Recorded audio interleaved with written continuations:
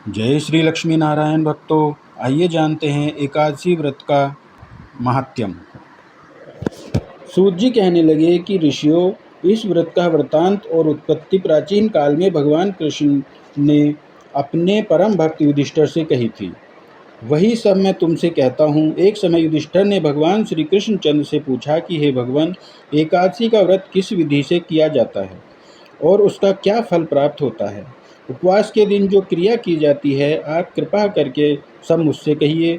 यह वचन सुनकर श्री कृष्ण कहने लगे कि हे युधिष्ठिर, मैं एकादशी के व्रत का महात्म्य तुमसे कहता हूँ, तुम एकाग्रचित होकर सुनो।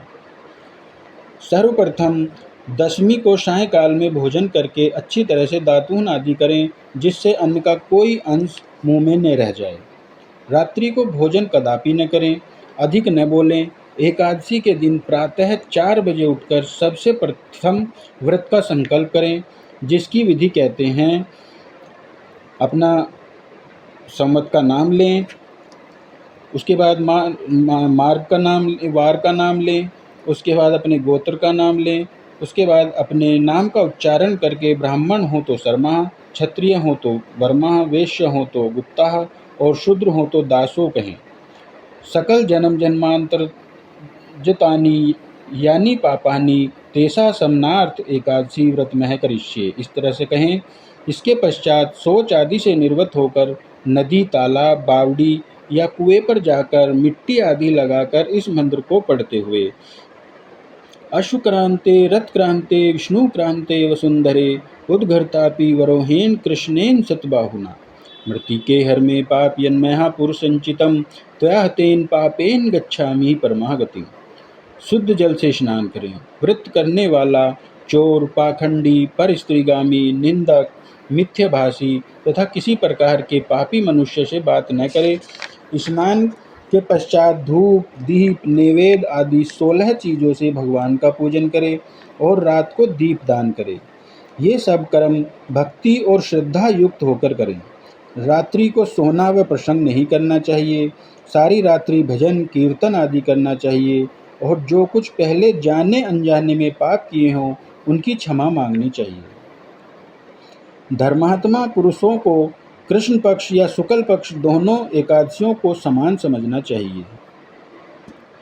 जो मनुष्य इन विधियों से एकादशी व्रत करते हैं, उन्हें सांखो द्वार तीर्थ में स्नान करके भगवान के दर्शन करने से जो फल प्राप्त होता है, वह एकादशी व्रत के 16वें भाग के भी समान नहीं है। व्यतिपात के दिन दान देने का लाख गुना फल होता है।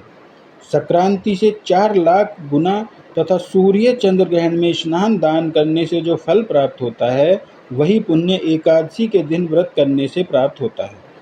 अश्वमेघ यज्ञ के करने से 100 गुना तथा 1 लाख तपस्वियों को 60 वर्ष तक भोजन कराने से 10 गुना, 10 ब्राह्मणों को अथवा 100 ब्रह्मचारियों को भोजन कराने से 1000 गुना पुण्य भूमि दान करने से होता है। उससे 1000 गुना पुण्य कन्यादान का होता है और उससे 10 गुना पुण्य विद्या दान करने से होता है। विद्या दान से 10 गुना पुण्य भूखे को भोजन कराने से होता है। अन्न दान के समान इस संसार में कोई ऐसा कार्य नहीं जिससे देवता और पितर दोनों तृप्त होते हों, परंतु एकादशी के व्रत का पुण्य सबसे अधिक होता है।